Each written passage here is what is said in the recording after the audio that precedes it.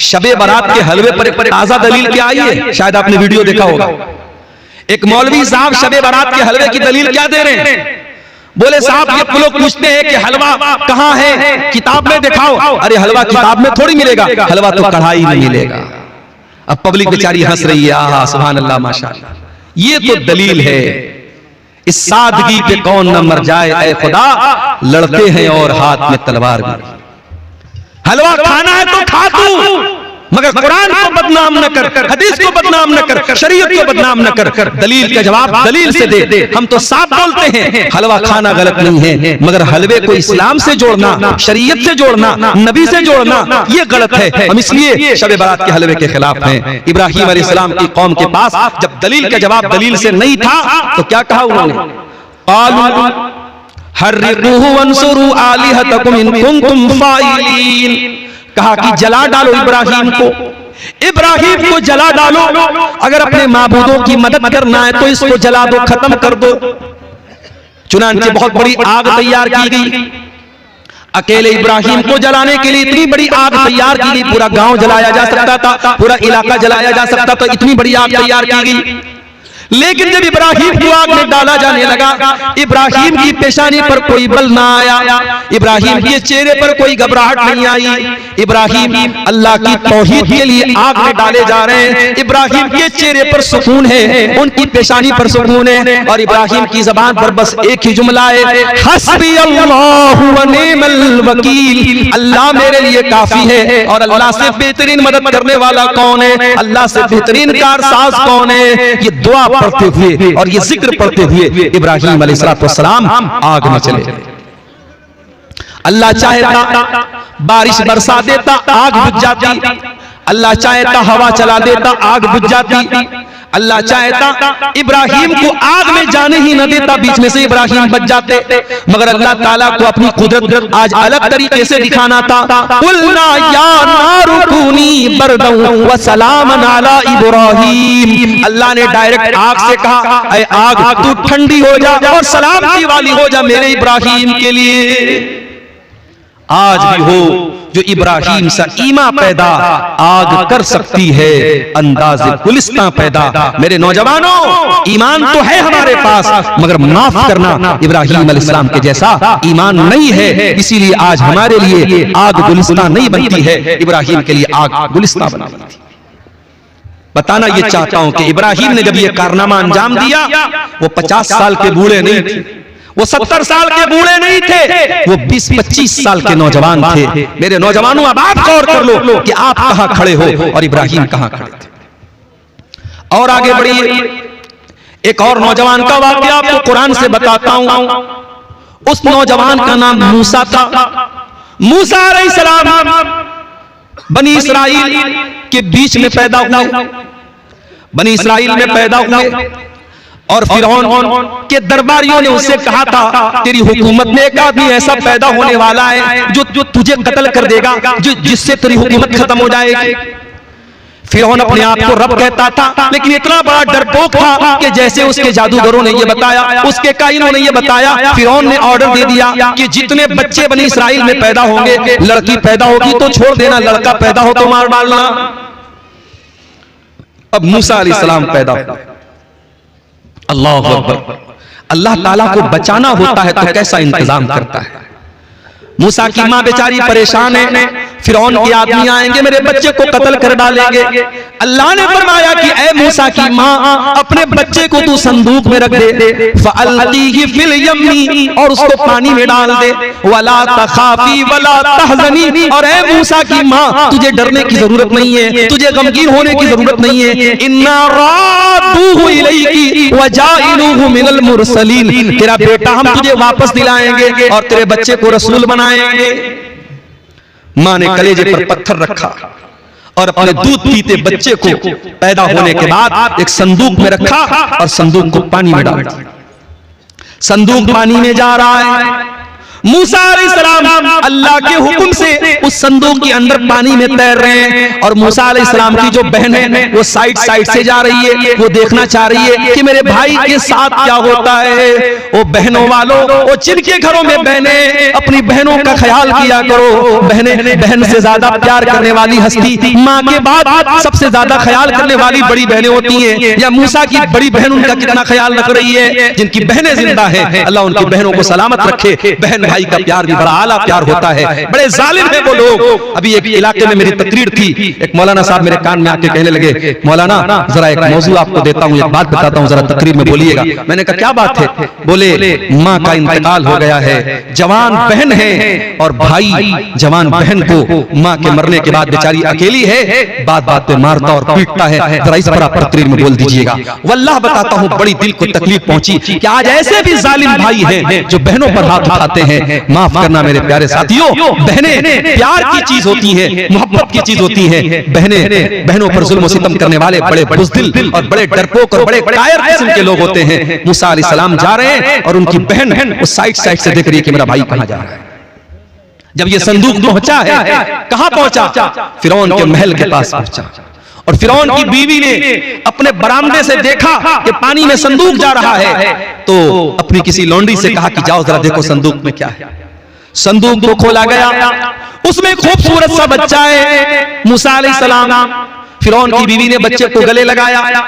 फिरौन की बीवी बेऔलाद थी। फिरौन इतना बड़ा आदमी था, अपने आप को रब कहता था, मगर अपनी बीवी को बच्चा नहीं दे पाया। अपने आप को रब कहता था और अपनी बीवी को बच्चा नहीं दे पाया। ऐसे ऐसे तो रब गुजरे दुनिया में, अपनी बीवी को औलाद नहीं दे पाया, बेऔलाद था फिरौन। तो उसकी बीवी ने अपने शौहर से कहा, ला तक़तुलूहु असा अन यनफ़अना औ नत्तखिज़हु वलदा। ऐ मेरे सरताज, ऐ मेरे शौहर, आपका ऑर्डर है कि जहां छोटे बच्चे पाए जाए उनको कत्ल कर दिया जाए। इस बच्चे को कत्ल न करना, इसको हम अपना बच्चा बना लेते हैं, ये आगे चल करके हमारे काम आएगा।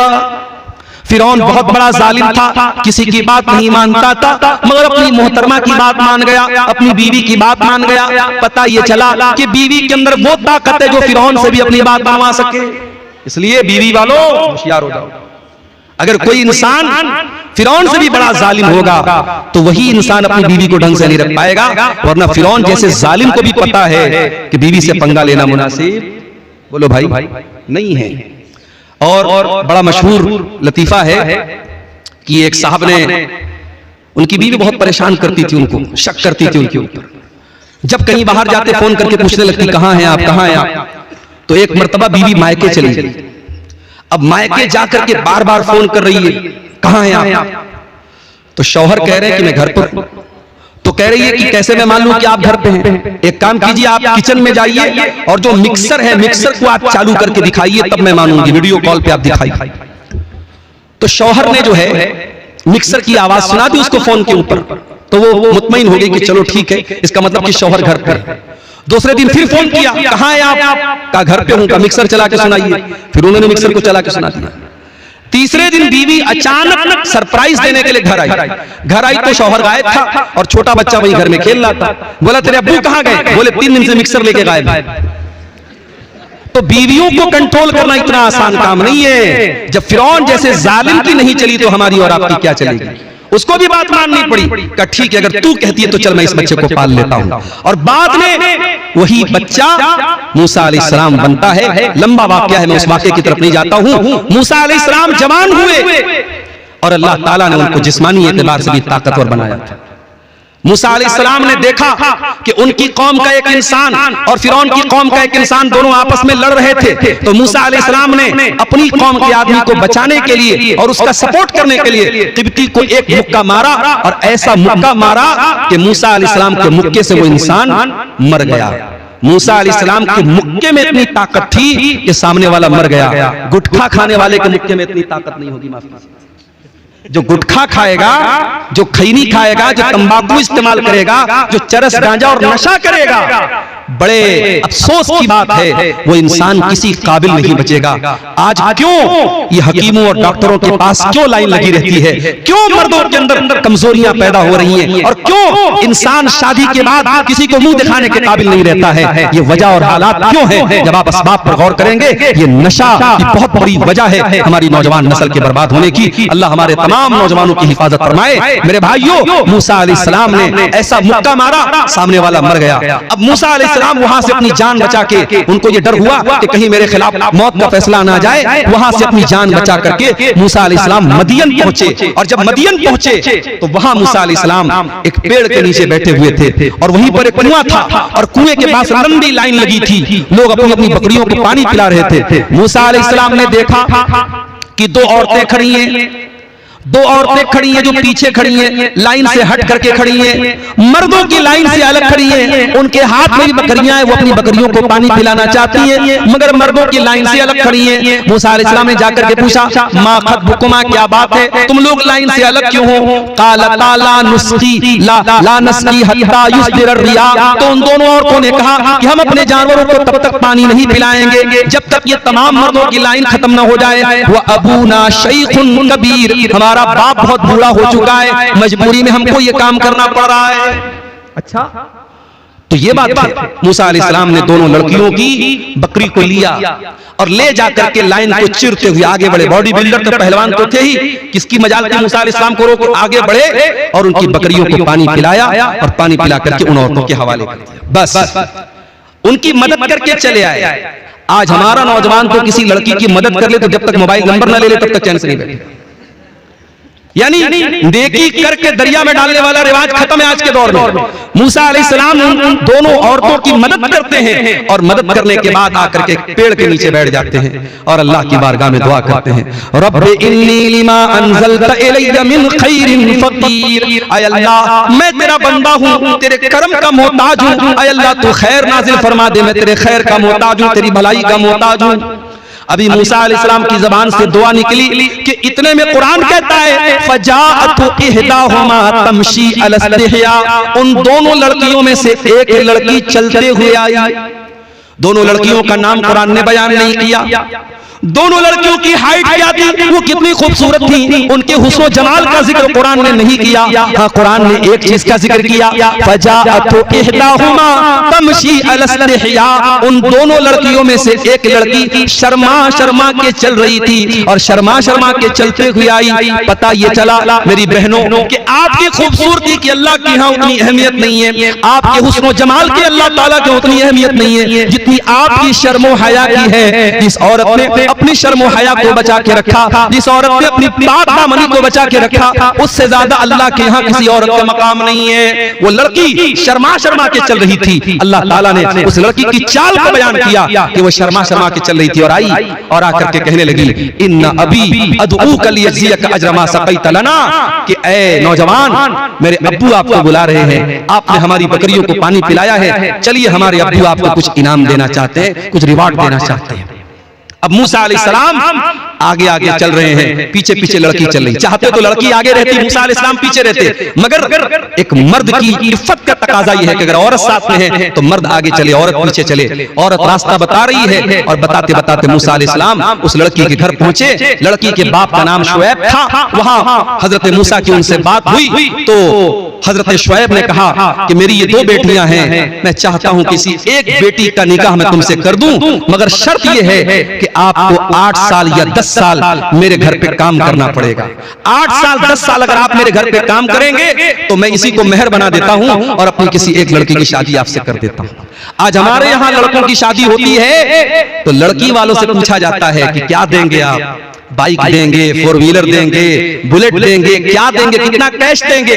यहाँ पैगंबर को, मूसा अलैहिस्सलाम जैसे नबी को शादी करने के लिए 10 साल काम करना पड़ा। 10 साल अपने ससुराल में उनको सर्विस देनी पड़ी, तब जाकर के उनकी शादी हुई है। यहाँ गंगा उल्टी बह रही है, यहाँ उल्टा मामला है। यहाँ बेचारे लड़की के बाप के ऊपर बोझ डाला जा रहा है कि तू कर्जा ले ले, तू बैंक से लोन ले ले, तू भीख मांग ले, मगर तुझे हमारी डिमांड पूरी करनी पड़ेगी। और लड़का जितना क्वालिफाइड हो, लड़का जितना अच्छी पोस्ट पर हो, लड़का जितना अच्छा कमाता हो, उतनी मोटी रकम जहेज में ली जाती है, और लेने वाला भी अहले हदीस और देने वाला भी अहले हदीस। अल्लाह चुल्लू भर पानी में हमें और आपको डूब मरना चाहिए। माफ करना मेरे साथियों, अगर अपने आप को अहले हदीस कहते हो तो शादी ब्याह के मामले में भी अहले हदीस बनो। सिर्फ सीने पर हाथ बांध लेने से और आमीन जोर से बोल लेने से कोई अहले हदीस नहीं हो जाता है। हमारे शादी ब्याह का जो सिस्टम है, और मैं पूरे सीमांचल में मैंने गौर किया है, आज बहुत सारी बुराइयां आपके इस इलाके में मौजूद हैं, और उसमें से बुराई जहेज की शक्ल में है।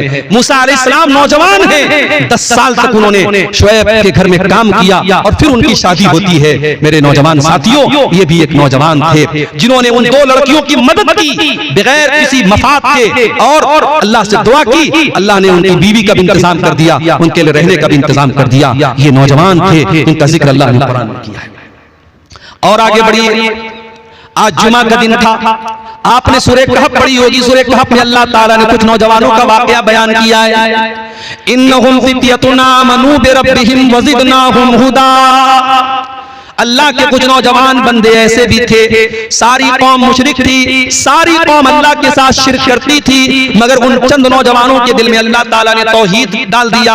वो एक अल्लाह के ऊपर ईमान ले आए, तौहीद के रास्ते पर आ गए। और जब उनको ये पता चला कि अगर अपनी कौम को हम बताएंगे कि हम तौहीद पर चल रहे हैं, हमारी कौम के लोग हमारा जीना हराम कर देंगे, फ़अबू इलल कहफ़ी, तो उन नौजवानों ने एक पहाड़ की गुफा में जाकर के, गार में जाकर के पनाह ले ली। वो अच्छे बाप की औलाद थे, बड़े बाप की औलाद थे, हवेलियों में रहते थे, महलों में रहते थे, लेकिन अपने ईमान को बचाने के लिए, अपनी तौहीद को बचाने के लिए उन नौजवानों ने अपने बाप का महल छोड़ दिया, अपनी माँ की हवेली छोड़ दी और पहाड़ की गुफा में जाकर के पनाह ले ली। और पहाड़ की गुफा में जाकर के 309 साल तक वो सोए रहे। अल्लाह ताला ने 309 साल तक उनको सुला के रखा। ये पूरा वाकया अल्लाह ताला ने बयान किया है, और एक चीज को अल्लाह ताला ने हाईलाइट किया है, इन्नहुम फित्यतुन आमनू बिरब्बिहिम, कि ये चंद नौजवान थे जिन्होंने इतना बड़ा कारनामा अंजाम दिया। पता ये चला मेरे नौजवान भाइयों कि अल्लाह की तौहीद के लिए अपने बाप का महल छोड़ देना और ऐशो आराम छोड़ देना ये आसान काम नहीं है,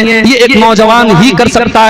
मेरे प्यारे नौजवान साथियों, जरा असहाबे कहफ को अपने सामने रखो और सोचो कि वो कहां खड़े थे और हम कहां खड़े हैं। वो अपनी तौहीद और ईमान को बचाने के लिए कहां चले गए और आज हम कहां खड़े। आज हमारे पास खबरें आती हैं, मीडिया के अंदर न्यूज आती है कि झारखंड की राजधानी रांची के अंदर एक लड़की जिसका नाम नुसरत जहां था, मुसलमान लड़की थी, 5 टाइम की नमाज पढ़ने वाली लड़की थी, दीनदार फैमिली से उसका ताल्लुक था। फेसबुक पर एक लड़के से दोस्ती होती है, एक गैर मुस्लिम लड़के के साथ उसको इश्क और मोहब्बत का बुखार चढ़ता है। वो गैर मुस्लिम लड़का उसके सामने शर्त रखता है कि तुम मुझसे प्यार करती हो तो अपने माँ बाप को छोड़ के भाग करके मेरे पास आना पड़ेगा।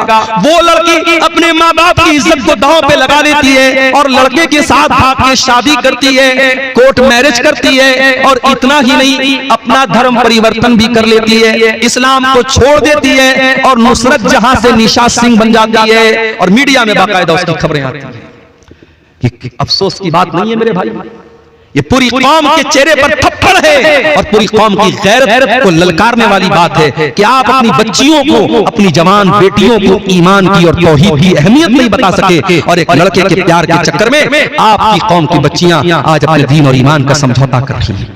आज मुंबई जैसे शहरों में और दिल्ली जैसे शहरों में चले जाओ, किसी पिकनिक स्पॉट पर, किसी पार्क में, किसी होटल में आपको कितनी बुर्का पहनने वाली लड़कियां गैर मुस्लिम लड़कों के साथ गुलछर्रे उड़ाती हुई नजर आ जाएंगी। ये मनाजिर देखने की अब आंखों को आदत हो गई है, ये आंखें आदी हो गई इन मनाजिर की। शर्म आती है, गैरत आती है, मगर गैरत जिस चीज का नाम था वो आज हमारे घरों से रुखसत हो गई है। मेरे प्यारे साथियों, मेरे नौजवानों, सबसे पहले तो अपनी तौहीद की हिफाजत करो, अपने ईमान की हिफाजत करो। याद रखो मेरे नौजवानों, आप सुपौल के जिस इलाके में रहते हैं, नेपाल की बॉर्डर से सटा हुआ ये इलाका, मुझे बाज लोगों ने बताया कि 2008 में गालिबन यहाँ बहुत बड़ा सैलाब आया था। उसके बाद से अल्हम्दुलिल्लाह ये इलाका बहुत तरक्की पर है, मगर अभी भी बहुत सारे मामलात में आपका इलाका पिछड़ा हुआ है। लेकिन हाँ, टापू का ये इलाका जाना जाता है कि हाँ, मुसलमानों का एक बड़ा बेल्ट है, मुसलमानों की एक बड़ी आबादी है। आपके घर कमजोर होंगे, आपका लाइफ स्टाइल कमजोर होगा, आपके घर में गुर्बत होगी, मैं मानता हूं, लेकिन अगर ईमान बचा के लेके चले गए, तौहीद बचा के लेके चले गए, तो याद रखिए मेरे प्यारे साथियों, हम उन करोड़पतियों से बेहतर हैं जिनके पास ईमान की दौलत नहीं। अल्लाह ताला कल कयामत के दिन पूछेगा, मेरे बंदे तू क्या लेकर के आया है? आए अल्लाह, हम गरीबों के पास ज्यादा नेकियां तो नहीं है, ज्यादा सदका खैरात तो नहीं है, ज्यादा तकवा तहारत तो नहीं है, लेकिन ऐ अल्लाह तेरी तौहीद को लेकर के आए हैं, तेरे सिवा किसी और के दर पे कभी हाथ न फैलाया, तेरे सिवा किसी और को मुश्किल कुशा न जाना, तेरे सिवा किसी और से हमने हाथ न फैलाया। ऐ अल्लाह तेरी तौहीद को लेकर के आए हैं, तेरे ऊपर ईमान रखने वाले हैं। अगर तौहीद को लेके जाएंगे अल्लाह क्या कामयाब हो जाएंगे, और सब लेके चले गए, अगर तौहीद को न बचा पाए, ईमान को न बचा पाए, तो हमसे ज्यादा खसारा उठाने वाला कोई न होगा। इन्नल्लज़ीना कफरू व मातू व हुम कुफ्फार फलन युक़बल मिन अहदिहिम मिल्उल अर्ज़ि ज़हबा। जो लोग ईमान के बगैर अल्लाह के यहाँ जाएंगे, जो कुफ्र की हालत में अल्लाह के पास जाएंगे, वो जमीन भर के सोना भी अगर दे दे, अल्लाह के यहाँ उनका सोना कबूल नहीं किया जाएगा। जमीन भर के सोना भी अगर कोई दे दे, ईमान का मुकाबला नहीं कर सकता है। इस ईमान की हिफाजत करो मेरे प्यारे साथी। अभी बनारस से मैं पटना आया, 3.5 घंटे का सफर मैंने ट्रेन के अंदर खड़े होकर के तय किया। लाखों लोगों की भीड़ आज बिहार से उत्तर प्रदेश जा रही है। कुंभ का मेला चल रहा है हमारे गैर मुस्लिम भाइयों का। वहां उनका ये अकीदा है, उनकी ये आस्था है कि गंगा में डुबकी लगा लेने से उनके पाप माफ हो जाएंगे। मर्द भी जा रहे हैं, औरतें भी जा रही हैं, ट्रेनें खचाखच भरी हुई हैं। वहां मेले की जो वीडियो आ रही है, वहां जो मंजर देखा जा रहा है, बहुत सारे वहां ऐसे भी लोग हैं जो सर से पैर तक नंगे हैं, मादरजाद नंगे हैं, शर्मगाह नजर आ रही है। उनको कोई हया नहीं, उनको कोई शर्म नहीं। उनको ये बता दिया गया कि ये भी भक्ति की एक शक्ल है, ये भी ऊपर वाले को खुश करने की एक शक्ल है। मेरे प्यारे साथियों, ये मंजर देख करके क्या आपके दिल में ये एहसास पैदा नहीं होता, अल्हम्दुलिल्लाह अला नेमतिल इस्लाम, अल्लाह तेरा शुक्र है कि तूने हमको मुसलमान बनाया। हमारे मजहब में कोई ऐसी इबादत नहीं जिसमें इंसान को नंगा होना पड़े। हमारे मजहब में कोई ऐसी इबादत नहीं जिसमें इंसान से ऐसा काम कराया जाए जो इंसान के बस के बाहर हो।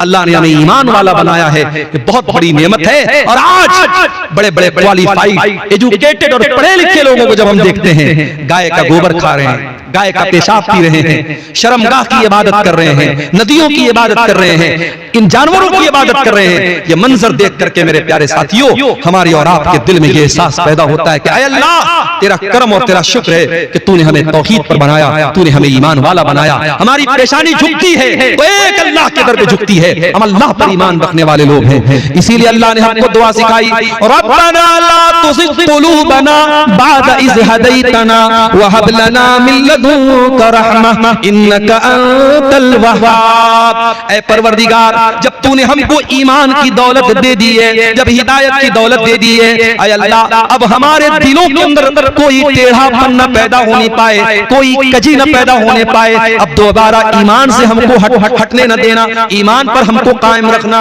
ये दुआ अल्लाह ताला ने हमको सिखाई है, ये दुआ हमको पढ़ते रहना चाहिए। मेरे अजीजों, अपनी तौहीद की हिफाजत करो। आज हमारे मुसलमान भाइयों की जो हालत है, बहुत सारे इलाकों में कहीं मज़ारों के आगे सजदा किया जा रहा है, कहीं अपने बुजुर्गों और अपने पीरों के आगे सजदा किया जा रहा है, कहीं एक आदमी माइक पर बैठ के अल्लाहू अल्लाहू कर रहा है और सब पब्लिक झूम रही है। इसको दीन और शरीयत का नाम दिया जा रहा है। मौलाना अल्ताफ हुसैन हाली ने 100 साल पहले कहा था, करे गैर गर्भ की पूजा तो काफिर, कवाकिब में माने करिश्मा तो काफिर, झुके आग पर बहरे सजदा तो काफिर, जो ठहराए बेटा खुदा का तो काफिर, मगर मोमिनों पर कुशादा है राहें, परस्तिश करे शौक से जिसकी चाहे, नबी को जो चाहे खुदा कर दिखाए, इमामों का रुतबा नबी से बढ़ाए, मज़ारों पे जा जा के नजरें चढ़ाए, शहीदों से जा जा के मांगे दुआएं। न तौहीद में कुछ फर्क इससे आवे, न इस्लाम बिगड़े न ईमान जावे। मुसलमान ये समझता है उसकी तौहीद पक्की है, वो कुछ भी कर दे उसकी तौहीद पर कोई फर्क नहीं पड़ता। मेरे अजीजों, मेरे नौजवानों, इस ईमान की हिफाजत करो। अपनी बहनों से खास तौर से कहना चाहता हूं, और सुबोल के इस इलाके में मैंने कई बनात के मदरसे देखे, बड़े अच्छे अच्छे इदारे आपके इलाके में चल रहे हैं और हजारों की तादाद में बच्चियां यहां पढ़ रही हैं। अपनी बहनों से एक बात कहना चाहूंगा, जो इन इदारों में पढ़ती हैं और आलिमा बन के निकलती हैं, बड़े अदब के साथ एक बात कहना चाहूंगा कि ऐ बनात के इदारों में पढ़ने वाली बच्चियों, जब दुनिया तुमको आलिमा कहती है तो ये आलिमा का टाइटल, इसकी लाज रखना, इसकी लाज रखना। जो लड़की आलिमा बन के समाज में आती है उस पर सबकी नजरें होती हैं। अगर आलिमा लड़की बेहयाई करती है, आलिमा लड़की गलत काम करती है, तो सिर्फ एक लड़की बदनाम नहीं होती है, ये मदरसे बदनाम होते हैं, ये इल्म बदनाम होता है। इसलिए अपने इल्म की लाज रखना। आज नहीं, उसको ऑफ कर दीजिए, फोन आता है। फोन करने वालों को थोड़ी पता है कि हम लोग भी सोते हैं, हम लोग भी इंसान। रात को 2-2 बजे लोग फोन करते हैं। एक मरतबा सुबह बिल्कुल फजर के टाइम फोन आया, मौलाना साहब अकीका का जानवर दता होना चाहिए या नहीं? मैंने कहा भाई सो जा अल्लाह के बंदे। बोला मैं बकरा लेने आया हूं, मार्केट में खड़ा हूं। तो भाई एक दिन पहले तू पूछ लेता। तो इसीलिए अब नंबर किसी को देते हुए डर लगता है। कब इंसान फोन कर, देखिए रात में कितना टाइम हो रहा है, 12:30 हो रहा है, फोन कर रहे हैं हजरत। तो ये हालात है मेरे प्यारे साथियों। अपनी बहनों से कहना चाहता हूं कि समाज में आज बहुत सारी लड़कियां हैं जिनको बाकायदा टारगेट किया जा रहा है, उनकी तौहीद खतरे में है। आप अगर आलिमा बन के समाज में आती हैं, आपका काम सिर्फ इतना नहीं है कि कह दिया जाए कि फला इदारे से ये पढ़ी है। अगर आप आलिमा हैं तो आपको तौहीद और ईमान की दावत भी देना है, आपको ईमान बचाना है। और आगे बढ़िए। हमारे नौजवानों में एक प्रॉब्लम और भी है, एक बहुत बड़ा बिगाड़ हमारे नौजवानों में और भी है। हमारे नौजवानों को पता ही नहीं उनकी जिंदगी का मकसद क्या है। अगर मकसद सिर्फ खाना कमाना है, अगर मकसद सुपौल के रहने वाले का ये कि मैं दुबई जाके काम करूं और लाख रुपया महीना कमा के लाऊं, अगर मकसद ये कि मैं रूस में जाके काम करूं और लाखों रुपया मेरे घर में आए, अगर मकसद सिर्फ जॉब करना है, अगर मकसद सिर्फ पैसा कमाना है, माफ करना मेरे नौजवानों, आपने अपनी जिंदगी का मकसद नहीं समझा। क्या मकसद हमारी जिंदगी का है? अल्लाह फरमाता है वमा खलक़तुल जिन्न वल इंसा इल्ला लियअबुदून। मेरे बंदो, तुम पैदा किए गए हो अल्लाह को राजी करने के लिए। तुम इसलिए दुनिया में तुमको पैदा किया गया है कि तुम अल्लाह को राजी करो। इसीलिए मुसलमान का नारा क्या होता है? इन्ना सलाती व नुसुकी व महयाया व ममाती लिल्लाहि रब्बिल आलमीन। मेरी नमाज अल्लाह के लिए, मेरी कुर्बानी अल्लाह के लिए, मेरा जीना अल्लाह के लिए, मेरा मरना अल्लाह के लिए। मेरी जिंदगी का मकसद तेरे दीन की सरफराजी। मैं इसीलिए मुसलमान, मैं इसीलिए नमाजी। मेरे नौजवानों, अपनी जिंदगी के मकसद को पहचानो। दुनिया का उसूल है, ये मेरे हाथ में घड़ी लगी है, जब तक ये टाइम बता रही है मैं हाथ में पहने हूं। जिस दिन इसमें बैटरी खत्म हो जाए तो जब तक ये दोबारा चलने न लगे मैं अपनी कलाई में इसको नहीं पहनूंगा। अगर पहनूंगा तो लोग कहेंगे मौलाना घड़ी लगाए और घड़ी चल नहीं रही है। घड़ी का काम है चलना। ऐ मुसलमान, तेरी जिंदगी का मकसद अल्लाह को राजी करना है। खाना, कमाना, इंजॉय करना ये सेकेंडरी चीज है। प्राइमरी चीज ये है कि तू अल्लाह को राजी कर ले। मेरे नौजवान साथियों, अपनी जिंदगी के मकसद को पहचानो, अल्लाह को राजी करो। और आगे बढ़िए। हमारे नौजवानों में एक बहुत बड़ा बिगाड़ हम ये भी देख रहे हैं कि वो धीरे धीरे दुनिया परस्त होते चले जा रहे हैं। उनकी जिंदगी का मकसद सिर्फ दुनिया कमाना है और आखिरत की उनको कोई चिंता नहीं है। आज जुमा का दिन था, आप मस्जिद में गए होंगे, इमाम साहब ने जुमा की नमाज पढ़ाई होगी। पहली रकात में इमाम साहब ने सूरह आला पढ़ी होगी। सूरह आला के अंदर आपने कुरान की आयत भी सुनी होगी, बल तुज़िरूनल हयातद दुनिया वल आखिरतु खैरुन व अबका। मेरे बंदो, तुम दुनिया की जिंदगी को प्रीफर करते हो, तुम दुनिया की जिंदगी को प्राथमिकता देते हो, तुम दुनिया की जिंदगी को सब कुछ समझते हो। वल आखिरतु खैरुन व अबका, जबकि आखिरत की जिंदगी ज्यादा बेहतर और ज्यादा बाकी रहने वाली है। अगर आपका मकसद दुनिया में अच्छा मकान बनाना है, अरे जन्नत के महलों के सामने इस मकान की क्या हैसियत है। अगर आपका मकसद दुनिया में खूबसूरत बनना है, अरे जन्नत की खूबसूरती के मुकाबले में दुनिया की खूबसूरती क्या चीज है। अगर आपका मकसद दुनिया में किसी औरत को हासिल करना है, अरे जन्नत की हूरों के सामने दुनिया की औरतों की क्या हैसियत है। मेरा रब कुरान में कहता है व उज़लिफ़तिल जन्नतु लिल मुत्तक़ीन, हमने जन्नत को करीब कर दिया अपने मुत्तकी बंदों के लिए। अल्लाह कुरान में कहता है फला तालमु नफ्सुम मा उख़फ़िय लहुम मिन क़ुर्रति आयुन। मेरे बंदो, हमने जन्नत में क्या क्या तुम्हारे लिए तैयार करके रखा है, तुम्हें शऊर और एहसास भी नहीं है। आखिरत की तैयारी करो मेरे प्यारे साथियों। हमारे नौजवानों की एक प्रॉब्लम और भी है, बेहयाई दिन ब दिन बढ़ रही है। कल तक जो चीजें ऐब मानी जाती थी, आज वो धीरे धीरे आम होती चली जा रही है। कल पूरे गांव में अगर किसी के बारे में हम ये सुनते थे फला लड़के का फला लड़की के साथ अफेयर हो गया तो बहुत बड़ी बात मानी जाती थी, बहुत बड़ा ऐब माना जाता था, लोग ताना मारते थे, बुरा भला कहते थे। आज मोबाइल का दौर आ गया, आज हालात ये हो गए कि आज कौन सा लड़का इससे महफूज है और कौन सी लड़की इससे महफूज है, ये सोचना पड़ता है। बुराई इस कदर आम हो गई मेरे प्यारे भाइयों कि आज मोबाइल के जरिए बड़ी तेजी से पूरे समाज को बेहया बनाया जा रहा है। अल्लाह के प्यारे नबी फरमाते हैं अल हया वल ईमान कुरना जमिया, हया और ईमान दोनों का चोली दामन का साथ है। हया और ईमान हमेशा साथ साथ रहते हैं। अगर हया निकल जाएगी तो ईमान निकल जाएगा, ईमान निकल जाएगा तो हया निकल जाएगी। अभी YouTube पर एक कॉमेडियन ने इतनी गंदी बात बोली है कि आज जो लोग बेहयाई का काम करते वो भी कह रहे हैं यार ये बहुत गंदी बात है। कॉमेडी के नाम पे इतनी गंदी और फहश बातें आज नौजवानों के सामने पेश की जा रही है। अल्लाह की पनाह है, चाहे आप फेसबुक देख लें, चाहे आप इंस्टाग्राम देख लें, हर जगह गंदगी को भर दिया गया है। और बहुत सारे हमारे नौजवान लड़के इस तरीके की रील्स को, इस तरीके के वीडियोस को अपनी फेसबुक के ऊपर शेयर करते हैं, इंस्टाग्राम पर अपने दोस्तों को शेयर करते हैं। कान खोल करके सुन लो, अगर बेहयाई की किसी बात को आपने शेयर किया है तो क़यामत के दिन उसका अंजाम भुगतने के लिए तैयार रहना। इन्नल्लज़ीना युहिब्बूना अन तशिय्यल फाहिशतु फिल्लज़ीना आमनू लहुम अज़ाबुन अलीमुन फिद दुनिया वल आखिरा। जो लोग मुसलमानों के दरमियान बेहयाई को फैलाते हैं उनको दुनिया में भी दर्दनाक अज़ाब मिलेगा और आखिरत में भी दर्दनाक अज़ाब मिलेगा। अगर आपने बेहयाई को फैलाया, बेहयाई को नश्र किया, बेहयाई को प्रमोट किया तो आखिरत में तो सजा मिलेगी मिलेगी, दुनिया में भी उसका अंजाम बहुत बुरा होने वाला है। इसलिए मेरे नौजवानों अपने आप को शर्म हया वाला बनाओ। हमारे प्यारे नबी सल्लल्लाहु अलैहि वसल्लम हया वाले थे। अबू सईद खुदरी कहते हैं काना अशद्द हया मिनल अज़राई फी खिदरिहा। अल्लाह के प्यारे नबी एक कुंवारी लड़की से ज्यादा शर्म हया वाले थे। नबी हया वाले, सहाबा हया वाले और हमारा रब भी हया और गैरत वाला। इसलिए मेरे प्यारे साथियों हम और आप भी हया वाले बने और बेहयाई को अपने घरों से और अपने समाज से निकाल के दें। नौजवानों में एक और मसला बहुत तेजी से फैल रहा है, बदकारी और ज़िनाकारी का। जिस गुनाह के बारे में कुरान कहता वला तक़रबुज़ ज़िना, ऐ मुसलमानों तुम ज़िना के करीब भी न जाना। ये नहीं बोला ज़िना मत करो, बोला ज़िना के करीब भी न जाना। इन्नहु काना फाहिशतन वसाअ सबीला, ये ज़िना बहुत गंदा काम है और बहुत बेहयाई का रास्ता है। बाज़ उलमा ने इस आयत की तफसीर में लिखा है कि ज़िना को अल्लाह ताला ने रास्ता क्यों कहा। रास्ता इसलिए कहा कि रास्ते पे आते भी और जाते भी हैं। आज जिस रास्ते पे चल के आप किसी और की बहन के साथ ये गलत काम कर रहे हैं, कल उसी रास्ते पर चल के कोई आपकी बहू बेटी और आपकी बीवी और बहन के साथ ये काम करेगा। ये ज़िना भी एक कर्ज है मेरे प्यारे साथियों। अगर आज आप इस रास्ते पे चल रहे हैं तो उसी रास्ते पे चल के कल कोई आपके घर तक आएगा। इसीलिए हमारी शरीयत ने हर उस अमल से रोका है जो ज़िना के करीब लेके जाता हो। क्यों लड़कियों को हुक्म दिया गया कि घर से निकलो तो पर्दे में निकलो? क्यों कहा गया वक़रना फी बुयूतिकुन्ना, ऐ मुसलमान औरतों तुम घर में रहा करो। वला तबर्रजना तबर्रुजल जाहिलियतिल ऊला, और जब घर से निकला करो तो बन सवर करके ना निकला करो, अपने आप को एक्सपोज करके ना निकला करो।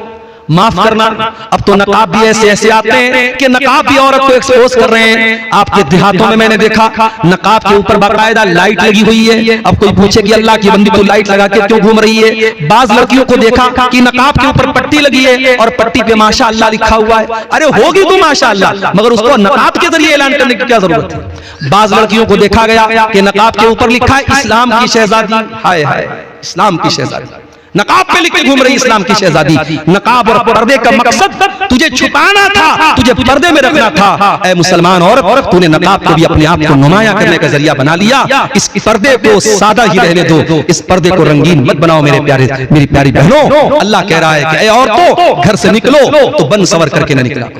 क्यों ऐसा कहा गया? इसीलिए तो कहा गया कि ज़िनाकारी को रोक दिया जाए। कहीं फरमाया वकुल्लिल मोमिनाति यग़ज़ुज़्न मिन अब्सारिहिन्ना व यहफ़ज़्न फ़ुरूजहुन्ना, ऐ नबी मुसलमान औरतों से कह दीजिए अपनी निगाहों को नीची रखें और अपनी शर्मगाह की हिफाजत करें। वला युबदीन ज़ीनतहुन्ना, और ऐ मुसलमान औरतों तुम अपनी ज़ीनत को, अपनी खूबसूरती को ज़ाहिर मत किया करो। लड़कियां क्या करती हैं? जो अच्छे घरों की लड़कियां होती हैं वो नकाब में फोटो डालती है फेसबुक के ऊपर, नकाब वाला फोटो डाल रही है। इस्लाम की बेटी पार्क में टहल रही है, नकाब पहन करके अपनी मेहंदी का डिजाइन दिखा रही है। सांप खुलते भी नहीं, सामने आते भी नहीं। दो रंगी छोड़, एक रंग हो जा। ऐ मुसलमान बहन, तुझे अगर फेसबुक पर अपनी खूबसूरती दिखाना ही है तो क्यों ये पर्दे का नाटक करे? पर्दा भी तू हटा दे। ये तेरे हाथों की मेहंदी का डिजाइन, ये तेरे गले का हार, ये तेरे हाथों का कंगन, ये भी इस्लाम के अंदर जीनत है और इसे भी सोशल मीडिया पर डालना तेरे लिए मुनासिब नहीं है। मेरी प्यारी माँ और बहनों, अपनी जीनत को किसी और के सामने जाहिर मत करो। और अगर आपको ये लगता है कि इस्लाम बड़ी पाबंदी हमारे ऊपर लगाता है, तो मैं बड़ी मोटी सी मिसाल देता हूं और बहुत आसान सी मिसाल देता हूं। 10,000 वाला मोबाइल होता है तो कहीं भी रख लेते हैं पॉकेट में, और 1 लाख रुपए वाला आईफोन होता है या सैमसंग का कोई महंगा फोन होता है 1,00,000-1.5 लाख रुपए का, तो सिर्फ उसका कवर आता है 1,000 रुपए का। उसको बहुत अच्छे कीमती कवर में रखा जाता है, उसको संभाल के रखा जाता है। और इंसान कहीं गिरता है और टूटने की आवाज आती है तो कहता है अल्लाह करे पैर टूटा हो, मोबाइल ना टूटा हो। महंगा मोबाइल होता है तो ये भी ये बाज लोग कहते हैं कि आईफोन ना टूटा हो, मेरा पैर टूट जाए वो चलेगा, इतना कीमती मोबाइल होता है। ऐ मुसलमान बहनों, आप भी इस्लाम की नजर में बहुत कीमती दौलत हैं और कीमती चीजों को पर्दे में रहने का और पर्दे में रखने का हुक्म दिया गया है। इसीलिए अल्लाह ताला ने हमें और आपको ये हुक्म दिया कि गैर महरम औरतों के साथ तन्हाई इख्तियार न की जाए। अल्लाह के प्यारे नबी फरमाते हैं कि जब कोई औरत तन्हाई में होती है, जब कोई औरत तन्हाई में होती है, इल्ला वसालिसुहुम शैतान, जब एक मर्द और एक औरत तन्हाई में होते हैं तो तीसरा वहां पर शैतान होता है। ला यखलुवन्ना रजुलुन बिइम्रातिन, जब कोई मर्द किसी औरत के साथ अकेले में होता है तो तीसरा शैतान होता है।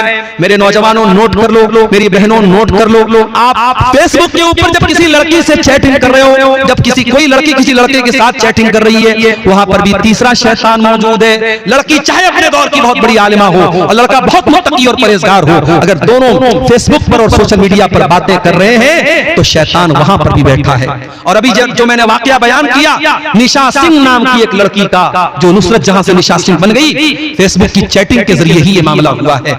आज सोशल मीडिया पर होने वाली बातचीत जिनाकारी के अड्डे तक पहुंचा देती है। इसीलिए मेरे नौजवान साथियों, मैं आपसे बड़े अदब से कहता हूं, अपनी बहनों से खास तौर से कहता हूं कि ये मोबाइल एक खंजर है आपके हाथ में, एक दोधारी खंजर है। इस मोबाइल के जरिए आप उलमा के बयान भी सुन सकती हैं, इस मोबाइल के जरिए कुरान की तिलावत भी कर सकती हैं, इस मोबाइल के जरिए आप अच्छी किताबों का मुताला भी कर सकते हैं, और इस मोबाइल के जरिए बेहयाई और गंदगी के काम भी किए जा सकते हैं। अब आपके ऊपर मैटर करता है और डिपेंड करता है कि आप इस मोबाइल का कैसे इस्तेमाल करते हैं। आज हमारे बहुत सारे नौजवान जिनाकारी और बदकारी के इस दलदल में डूबे हुए हैं। और आगे बढ़िए, हमारे नौजवानों में एक और बुराई हम देख रहे हैं, हराम कमाई की बुराई। क्या हो गया भाई? अल्लाह,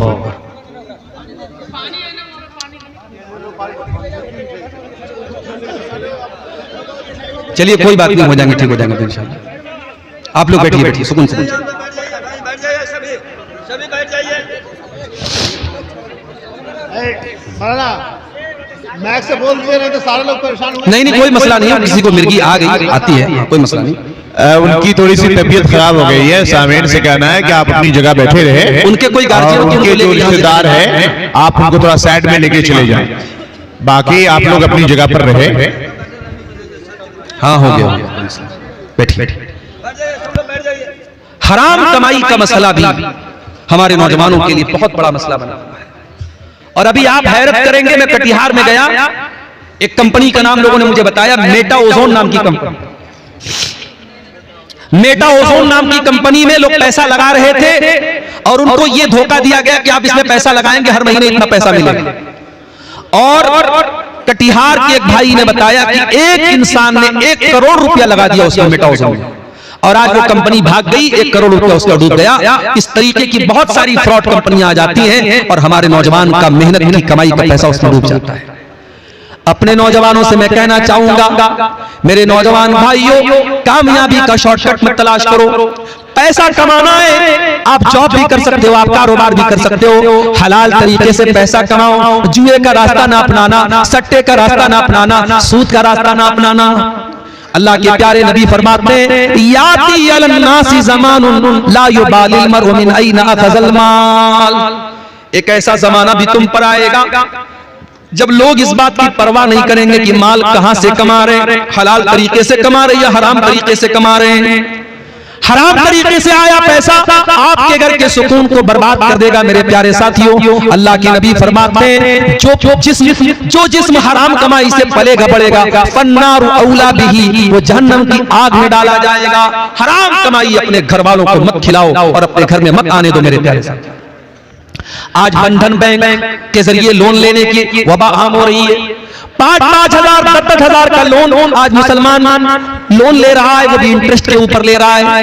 क्या मुसलमान तुझे मालूम नहीं है कि सूद का लेना भी हराम है और देना भी हराम है? क्या तूने अल्लाह के नबी की वो हदीस नहीं पढ़ी है, लानल्लाहु आकिल रिबा व मुकिलहु व कातिबहु, अल्लाह की लानत तो सूद खाने वाले पर, सूद खिलाने वाले पर, सूद की गवाही देने वाले पर और सूद को लिखने वाले पर। और आपने फरमाया कि सब बराबर है, सूद खाने वाला भी बराबर और सूद खिलाने वाला भी बराबर है। इसलिए इंटरेस्ट के ऊपर बैंक से लोन लेना, और आज लड़कियों और औरतों के जरिए बंधन बैंक का जो लोन लिया जा रहा है और पूरा समाज आज हमारा उसमें मुब्तला किया जा रहा है, ये अफसोस की बात है और ये पूरी कौम के लिए सोचने की बात है। क्या आज इस दौर में हम इतने गए गुजरे हैं कि अपने मुसलमान भाई को 5-10 हजार अगर कर्ज देना पड़े तो हम उसको कर्ज भी नहीं दे सकते, उस बेचारे को बैंक का रास्ता अपनाना पड़ता है। ये भी एक सोचने की जरूरत है मेरे प्यारे साथियों। आज हराम कमाई के रास्ते हमारी कौम को तबाह बर्बाद, हराम कमाई की एक शक्ल हम ये भी देख रहे हैं, अपने पड़ोसी की जमीन को नाजायज तरीके से हथिया लेता है, भाई भाई की जमीन पर नाजायज कब्जा कर लेता है, भाई अपनी बहन को वरासत में हिस्सा नहीं देता है। याद रखो मेरे प्यारे साथियों, आज अगर हमने किसी का हक मारा है, आज किसी की जमीन पर नाजायज कब्जा किया है, आज किसी की प्रॉपर्टी पर हमने कब्जा किया है, याद रखो जिस दिन मरेंगे, जिस दिन सांसों की डोर थमेगी, जिस दिन दिल की धड़कन बंद हो जाएगी, ये सारा माल हम घर छोड़ के जाएंगे और कब्रिस्तान में अकेले जाएंगे, कब्रिस्तान में कब्र में अकेले दफन किए जाएंगे। न ये पैसा हमारे साथ जाएगा, न ये जमीन हमारे साथ जाएगी, न ये जायदाद हमारे साथ जाएगी, सब ठाट पड़ा रह जाएगा जब लाद चलेगा बंजारा। ये सब कुछ छोड़ के हमें जाना है। किसके लिए हराम कमा रहे हो, किसके लिए जमीनें हथिया रहे हो, किसके लिए लोगों के ऊपर जुल्म सितम कर रहे हो? याद रखो मेरे प्यारे साथियों, अल्लाह के प्यारे नबी फरमाते हैं, मन अखज़ शिब्रम मिनल अर्ज़ ज़ुल्मा, जो एक बित्ता जमीन, जो एक बालिश्त जमीन किसी की नाजायज कब्जा कर लेगा, तुफ़िक़हु मिन सबी अर्ज़ीन यौमल क़ियामा, क़यामत के दिन 7 जमीनों का तौक उसकी गर्दन में डाला जाएगा। एक बित्ता, एक बालिश्त अगर आपने किसी की जमीन हड़पी है तो गर्दन में पूरी 7 जमीनों का तौक डाला जाएगा। जमीन नहीं ले रहे हैं नाजायज कब्जा करने वाले, जहन्नम का टुकड़ा ले रहे हैं। अल्लाह के प्यारे नबी फरमाते हैं, मेरे पास 2 लोग आते, जमीन का मसला लेके आते, और हो सकता है मैं इंसान हूं, मुझसे गलत फैसला हो जाए और जिसकी जमीन नहीं है मैं फैसला उसके हक में दे देता हूं। अल्लाह के रसूल फरमाते, अगर ऐसा हो जाए जिसकी जमीन नहीं है, अगर उसके हक में मैंने फैसला कर दिया तो कान खोल करके सुन लो, फ़इन्नमा अक़तअु लहू क़ितअतम मिनन नार, मैं उसको जमीन का टुकड़ा नहीं दे रहा हूं, मैं जहन्नम की आग का टुकड़ा दे रहा हूं, जहन्नम की आग का टुकड़ा दे रहा हूं। इसलिए मेरे प्यारे साथियों, ये जमीन और जायदाद के मसले में किसी के ऊपर जुल्म न करना, किसी की जमीन पर नाजायज कब्जा न करना। ये जमीन, ये जायदाद, ये पैसा सब यही रह जाएगा। ऐसी जिंदगी गुजार के जाओ कि अल्लाह को मुंह दिखा सको, ऐसी जिंदगी गुजार के जाओ कि कब्र का अजाब हमें न सहना पड़े, ऐसी जिंदगी गुजार के जाओ कि अल्लाह के हम कामयाब हो सके। मेरे प्यारे साथियों, हराम कमाई इंसान की दुनिया भी बर्बाद करती है और आखिरत भी बर्बाद करती है। और आगे बढ़िए, हमारे नौजवानों में एक और बुराई बहुत ज्यादा आम हो रही है, और वो बुराई मैं जिक्र कर चुका हूं, नशे की बुराई है। पहले तो शराब का नशा होता था, अब तो चरस और गांजा का नशा भी नौजवानों में आम हो रहा है। कितने नौजवान जेल की सलाखों के पीछे जा चुके हैं इसी नशाखोरी की वजह से। और मैं तो अल्लाह का शुक्र है पूरे हिंदुस्तान का दौरा करता हूं और मैं देख रहा हूं कि जहां जहां मुसलमान अक्सरियत में है, जहां जहां मुसलमानों की अच्छी तादाद है, वहां वहां नशे का रिवाज सबसे ज्यादा है। मुंबई में एक जगह है मालूनी, बहुत बड़ा समझिए कि वो जो है झुग्गी वाला एरिया है, गरीबों का एरिया है। मालूनी के इलाके में मैं गया, वहां पे मेरा प्रोग्राम था। जो नौजवान मुझे रिसीव करने आया था उसने बताया कि मौलाना, ये एशिया की सबसे बड़ी बस्तियों में से एक बस्ती है, झुग्गी पट्टियां यहां पर मौजूद है और बड़ी तादाद में मुसलमानों की आबादी है। और कहा अफसोस की बात यह है कि दुनिया का कोई नशा ऐसा नहीं है जो यहां न मिल जाए। छोटे छोटे बच्चे जो स्कूलों में पढ़ते हैं, क्लास 8 क्लास 9 के स्टूडेंट हैं, लड़के और लड़कियां, उनके बीच में ड्रग्स के जो पाउडर होते हैं, कोकीन होती है, हीरोइन होती है और चरस और गांजा होता है, उन बच्चों में भी उसकी आदत डाली जा रही है। और वहां एक पाउडर लोगों ने बताया जिसका नाम एमडी है। इतना खतरनाक वो पाउडर है, एक मर्तबा जो नौजवान उसका आदी बन जाता है फिर उससे पीछा नहीं छुड़ा सकता है, और इतना खतरनाक है कि पूरे बदन को बर्बाद कर देता है, अतड़ियों को गला देता है। मेरे नौजवान साथियों, ये किस रास्ते पे तुम जा रहे हो? ये किस रास्ते पे तुम जा रहे हो? ये जिंदगी तुम्हारी दी हुई नहीं है, अल्लाह की दी हुई है। इस जिंदगी को बर्बाद करने का तुम्हें कोई हक नहीं है। इसलिए हमारे इस्लाम में सुसाइड करना हराम है, आत्महत्या करना हराम है। जिंदगी में जितनी भी प्रॉब्लम आ जाए, इस्लाम सुसाइड करने की इजाजत नहीं देता है। वला तक़तुलू अनफुसकुम इन्नल्लाहा कान बिकुम रहीमा। ऐ लोगो, अपने आप को कभी कत्ल मत करना, ऐसा कोई काम मत करना जिसकी वजह से तुम अपनी जान के दुश्मन बन जाओ। ओ गुटखा खाने वालों, ओ बीड़ी पीने वालों, ओ सिगरेट पीने वालों, ओ नशा करने वालों, अपने जिस्म को और अपने शरीर को क्यों बर्बाद कर रहे हो? अपनी जिंदगी को क्यों बर्बाद कर रहे हो? अल्लाह कहता है वला तुल्कू बिअयदीकुम इला तहलुका, अपने आप को हलाकत में मत डालो। नशाखोरी करके अपने शरीर को बर्बाद मत करो मेरे प्यारे नौजवान साथियों। अल्लाह के प्यारे रसूल सल्लल्लाहु अलैहि वसल्लम फरमाते अल मोमिनुल कविय्यु खैरुन व अहब्बु इलल्लाहि मिनल मोमिनिज़ ज़ईफ़। अल्लाह ताला को ताकतवर मोमिन ज्यादा पसंद है कमजोर के मुकाबले में। ताकतवर बनो, अपने दिमाग से भी ताकतवर बनो, अपने शरीर से भी ताकतवर बनो, अपने ईमान से भी ताकतवर बनो। अल्लाह को ताकतवर लोग ज्यादा पसंद है मेरे प्यारे साथी। इसीलिए आप देखिए कि शराब पीने वाले के बारे में अल्लाह के नबी फरमाते मन शरिबा खमरन ला तुक़बलु लहू सलातु 40 लैलतन। जो शराब पीता है उसकी 40 दिन तक की नमाज अल्लाह ताला कबूल नहीं करेगा। नीतीश कुमार जी ने तो आज शराबबंदी की है, इस्लाम ने तो 1400 साल पहले शराबबंदी की है मेरे साथियों।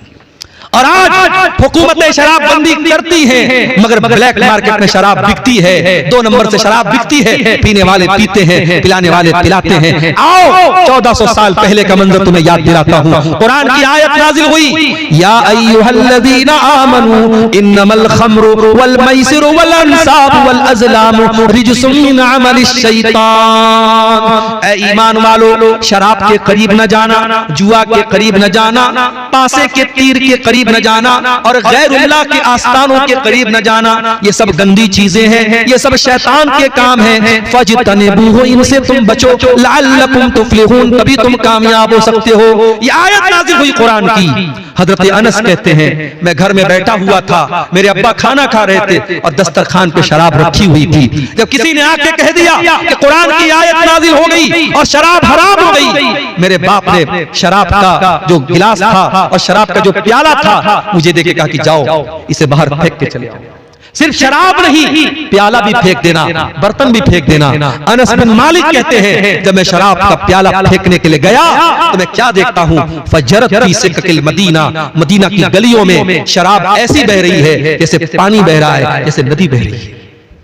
एक आयत उतरी है और सहाबा ने शराब के बर्तन तोड़ दिए और अपने घर में शराब का नाम तक नहीं रहने दिया। आज गुटखा के ऊपर खतरनाक फेफड़े का फोटो भी बना हुआ है और लिखा हुआ है tobacco is dangerous, tobacco causes cancer, तंबाकू से कैंसर होता है, तंबाकू सेहत के लिए हानिकारक लिखा हुआ है। बेचने वाला भी बेच रहा है, लाइसेंस देने वाला लाइसेंस दे रहा है, खरीदने वाला खरीद के खा भी रहा है। चले जाओ कैंसर हॉस्पिटलों में, बड़ी तादाद में आपको कैंसर के ऐसे मरीज मिलेंगे जो पान खाते थे, गुटखा खाते थे, शराब पीते थे और बीड़ी पीते थे। उनके नशे ने आज उनको कैंसर तक पहुंचा दिया। मेरे नौजवानों, अपने शरीर के दुश्मन मत बनो, अपने जिस्म के दुश्मन मत बनो, अपने शरीर पर रहम खाओ, अपने माँ बाप पर रहम खाओ। आज वो औरतें जिनके शौहर शराबी है, वो औरतें बेचारी रातों दिन रोती हैं, वो रोती है कि मुझे शराबी शौहर मिल गया। वो बेचारा शौहर तो शराब पी के सारी कमाई को बर्बाद करता है, औरत बेचारी गरीब औरत लोगों के घरों में जाके मेहनत मजदूरी करती है और जो कमा के वो लाती है, शराबी शौहर अपनी बीवी की कमाई भी खा जाता है। दयूस है ऐसे मर्द, बेगैरत है ऐसे मर्द जो शराब पी करके अपनी औरत की कमाई खा जाए। बागैरत बनो, इज्जतदार बनो, गैरतमंद बनो मेरे नौजवान साथियों, और नशे की इस लानत से अपने समाज को पाक।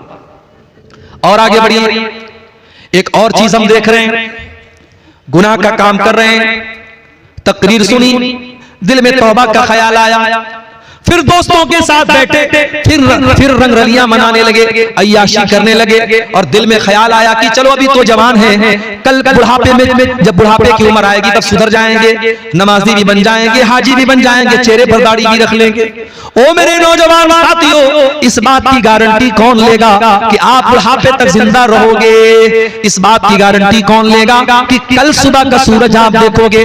वमा तदरी नफ्सुम बिअय्यि अर्ज़िन तमूत, कोई नहीं जानता कि वो कब मरेगा, कहां मरेगा। मौत आपसे पूछ के नहीं आएगी। मौत को इस बात से कोई मतलब नहीं है आपके मरने के बाद आपकी फैमिली का क्या होगा, आपके बच्चों का क्या होगा। किसी के जाने से जिंदगी रुकती नहीं है मेरे प्यारे साथियों। पिछले महीने का वाकया है, अभी 15 दिन भी नहीं हुआ होगा। झारखंड के देवघर में मेरा प्रोग्राम था और तकरीर करके मैं लौट रहा था। आधा घंटे के बाद जिम्मेदारों का फोन आया, मौलाना आप तो चले गए, हमारे गांव में बहुत बड़ा हादसा हो गया। मैंने पूछा क्या हो गया भाई?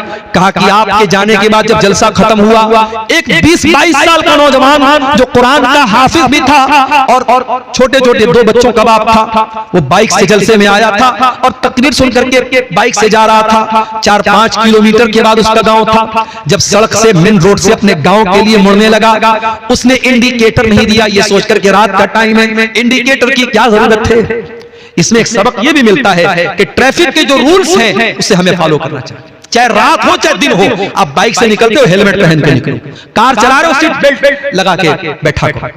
मेरे साथ बहुत खतरनाक हादसा हुआ था 2 साल पहले यूपी के अंदर। रात में मैं जलसा करके लौट रहा था, गाड़ी पूरी स्पीड में चल रही थी, ड्राइवर को नींद आ गई और गाड़ी को ले जाकर के उसने ट्रक में भिड़ा दिया। वो तो अल्लाह का शुक्र है, मेरी आदत है, मैं कार में बैठता हूं, हमेशा सीट बेल्ट लगा के बैठता हूं। सीट बेल्ट मैं लगाया हुआ था और उस कार में एयर बैग था। जैसे ही गाड़ी ट्रक में लड़ी है और एयर बैग निकला है, और उस एयर बैग की वजह से मैं बिल्कुल आगे ड्राइवर के बगल में बैठा हूं, लेकिन अल्लाह का शुक्र है कि मेरे चेहरे पर या मेरे शरीर में एक खरोंच भी नहीं आई। मेरे पीछे एक साहब गए थे, उनका सर गाड़ी के ऊपर टकराया, वो बेहोश हो गए। ड्राइवर का पैर बुरी तरीके से जख्मी हो गया और गाड़ी की जो हालत थी, मैंने फोटो डाला था फेसबुक के ऊपर। जिन लोगों ने गाड़ी को देखा वो तो उनको तो यकीन ही नहीं आ रहा था कि गाड़ी में कोई बचा होगा, लेकिन एयर बैग की वजह से अल्लाह ताला ने मुझे बचाया और उसको एक जरिया बनाया अल्लाह ताला ने। वहीं से ये सबक मुझे मिला कि हमेशा जो गाड़ी के अंदर जो सेफ्टी की चीजें हैं, हमें हमेशा उनका ख्याल करना चाहिए। उस नौजवान ने गाड़ी को मोड़ा है गांव की तरफ, इंडिकेटर नहीं जलाया और पीछे से स्पीड से पिकअप आ रही थी, पिकअप ने ठोका है उसकी गाड़ी को और ऑन द स्पॉट वो लड़का इंतकाल कर जाता है। जलसे से लौट रहा था, बीवी ने सोचा नहीं था मेरा शौहर जिंदा नहीं लौटेगा, बच्चों ने सोचा नहीं था 1 घंटे के बाद हम यतीम हो जाएंगे, माँ बाप ने सोचा नहीं था हमारा जवान बेटा हमसे रुखसत हो जाएगा। जिस घर में अभी खुशी का माहौल था कुछ देर पहले, अभी गम का माहौल हो गया और जवान बेटे की लाश घर में आती है। मेरे प्यारे नौजवान साथियों, जिंदगी में कब कौन सा हादसा हमारी जिंदगी की तार को तोड़ दे हम नहीं जानते। इससे पहले कि मौत आ जाए तौबा कर लो मेरे प्यारे साथियों। कल पर तौबा को मत टालो, कल की सुबह का इंतजार मत करो, अपनी जिंदगी के हर दिन को आखिरी दिन समझो और जितना जल्दी पॉसिबल है तौबा कर लो। और याद रखो हम कितने बड़े गुनहगार हैं, हम कितने बड़े खताकार हैं। अल्लाह ताला के यहाँ इससे फर्क नहीं पड़ता, अगर हम सच्ची तौबा कर लेंगे अल्लाह हमें अभी माफ कर देगा। अल्लाह कुरान में कहता है इन्नमत तौबतु अलल्लाहि लिल्लज़ीना यामलून अस्सूअ बिजहाला।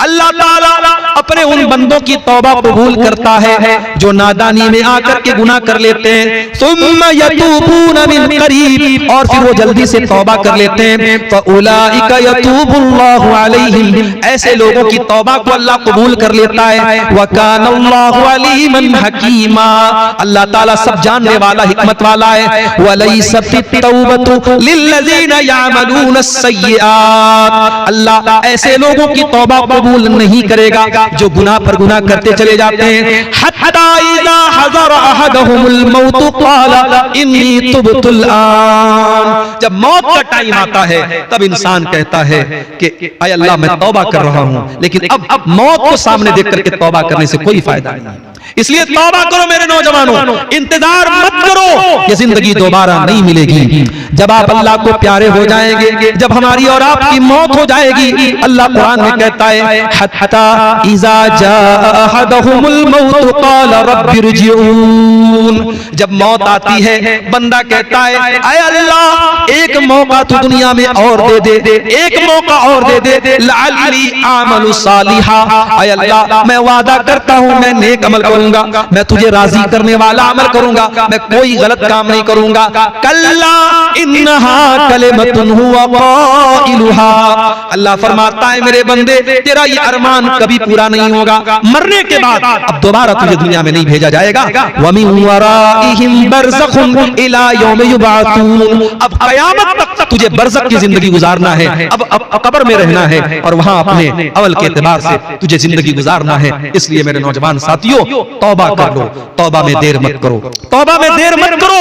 यूसुफ अलैहिस्सलाम के भाइयों ने जब अपने भाई को कत्ल करने का प्लान बनाया तो क्या कहा, उक़्तुलू यूसुफा अवी तुरहूहु अर्दन यख्लु लकुम वजहु अबीकुम व तकूनू मिन बादिही कौमन सालिहीन, कहा कि अपने भाई को कत्ल कर देते हैं, यूसुफ को कत्ल कर देते हैं या उसको कहीं छोड़ के चले आते हैं और बाद में हम नेक बन जाएंगे, दीनदार बन जाएंगे, बाद में तौबा कर लेंगे।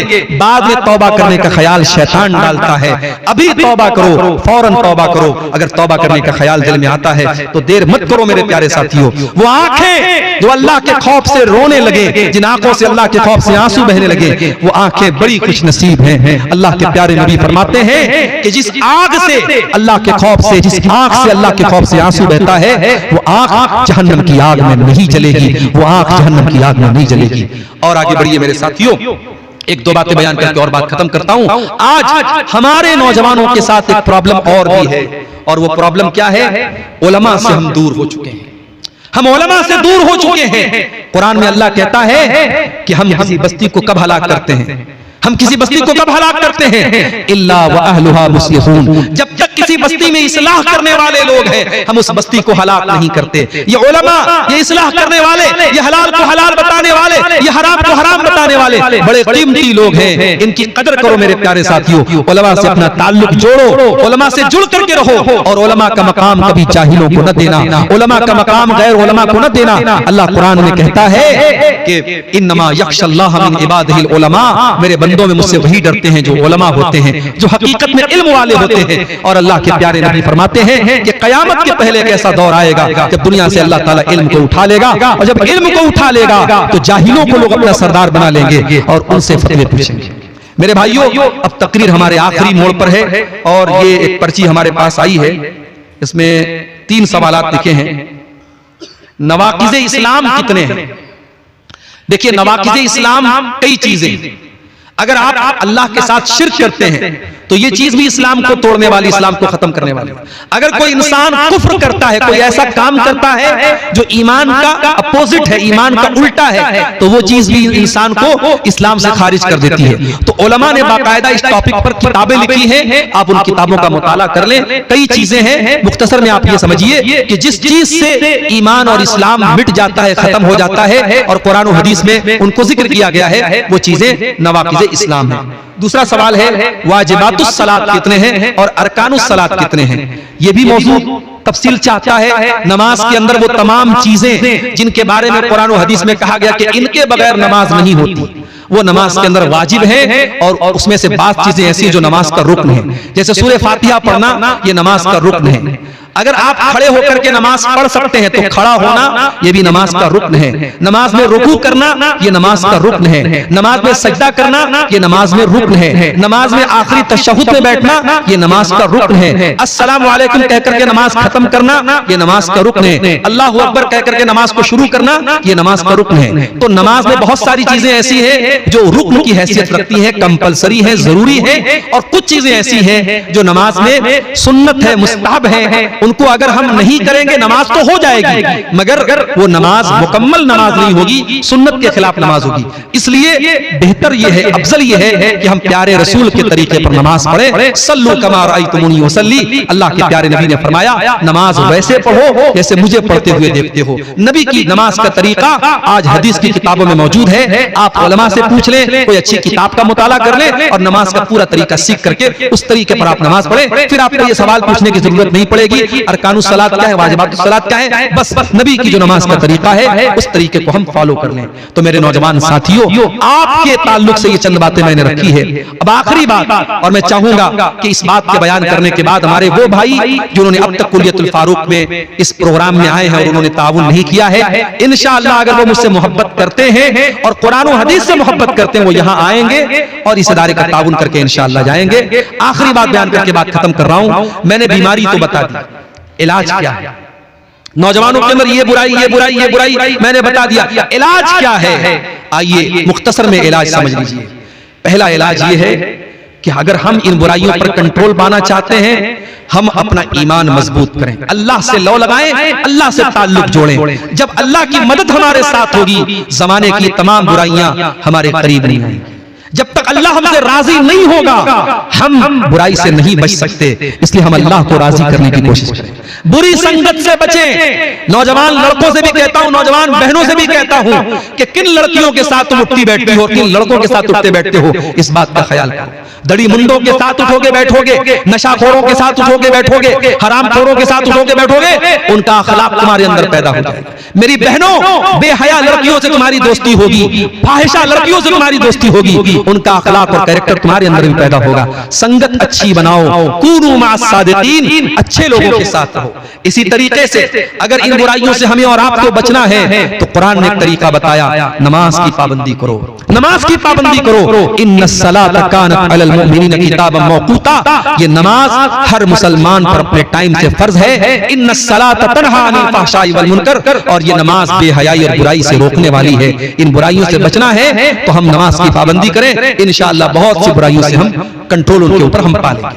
और ये भी याद रखिए, नौजवानों की इन बुराइयों में बहुत से वालिदैन और गार्जियन भी जिम्मेदार हैं, क्योंकि गार्जियन भी बहुत जिम्मेदार होता है। और अल्लाह ताला क़यामत के दिन पूछेगा, कुल्लुकुम राइन व कुल्लुकुम मस्ऊलुन अन रइयतिही, हर गार्जियन से पूछा जाएगा, तू लड़के का बाप था, तू लड़की की माँ थी, तेरा लड़का ये कर रहा था, तेरी लड़की ये कर रही थी, तू क्या कर रहा था, तूने क्यों नहीं रोका, तूने क्यों नहीं समझाया। एक गार्जियन की जिम्मेदारी है वो अपने बच्चों की अच्छी तरबियत करे, उनका अच्छा उनकी तालीम और तरबियत का इंतजाम करे, उनको गलत बातों से रोके। इसी तरीके से मेरे अजीजों, मेरे भाइयों, अगर आप इन बुराइयों से बचना चाहते हैं, उलमा की मजालिस से आप जुड़े, इस तरीके के दीनी प्रोग्रामों में आप जाएं। और माफ कीजिए, सिर्फ इंटरटेनमेंट करना, घूमना फिरना और जलसे में जाके वहां गोश्त खा के चले आना, ये नहीं होना चाहिए। आप जलसों में जाएं, प्रोग्रामों में जाएं तो जिम्मेदारी के साथ बैठ के उलमा के बयान को सुने और एक कान से सुन के दूसरे कान से उड़ा न दें, बल्कि उस पर अमल करने की कोशिश करें।